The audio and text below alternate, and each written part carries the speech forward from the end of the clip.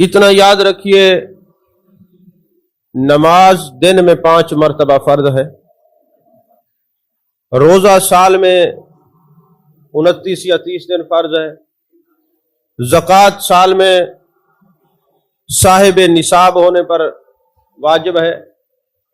فرض ہے، اور صاحب استطاعت ہونے میں حج زندگی میں 1 مرتبہ فرض ہے، مگر عقیدہ ختم نبوت پر چوکیدارہ ہر سانس سانس پر فرض ہے۔ سارے فرائض بعد میں، سارے خصائص بعد میں، عقیدہ ختم نبوت پہلے ہے۔ محبوب علیہ الصلوۃ والسلام کی ختم نبوت کا عقیدہ جان سے بھی زیادہ ضروری ہے، کیونکہ جان چلی جائے کچھ نہیں ہوگا اگر